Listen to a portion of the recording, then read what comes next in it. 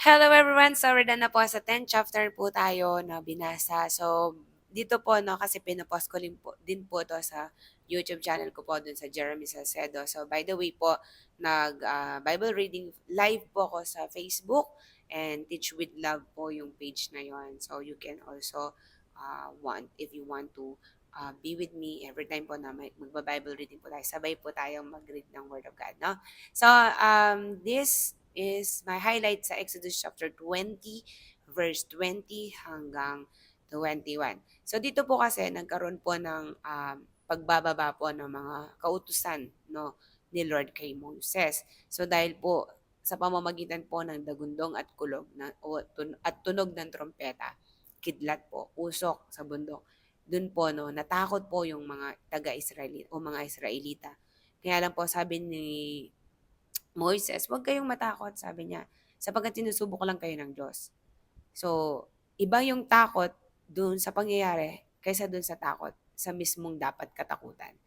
So, sino po naggawa ng lahat ng yun? Siyempre si Lord.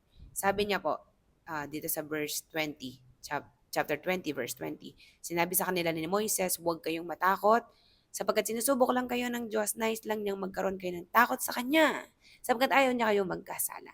Wow and wow! Amen po ba? So, remember, praise God and we need to determine yun po, no? Kailangan maging aware po tayo. Baka natatakot na lang tayo sa mga pangyayari.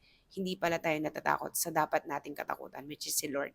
At sapagkat ang takot kay Lord ay nagdudulot po sa atin ng magandang result, yun po ay yung hindi tayo magkasala o hindi na tayo, no, may takot tayo sa kanya na makakagawa ng lahat ng bagay kasi nga, no, may parusa sa mga gagawin po natin. So remember this, whatever we do, naman yung gagawin natin, may kabayaran po. At ang Diyos po, no, ang judge, ang magja-judge po sa atin. No person, no anyone can judge us, no.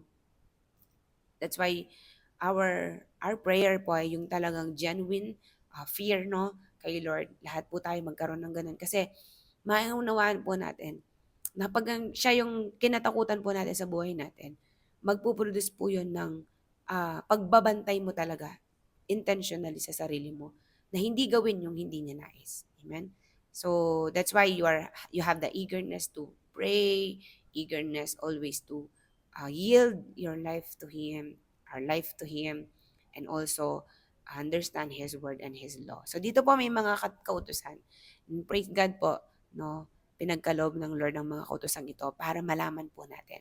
So that's my highlight for today and I hope po na bless tayo. God bless everyone.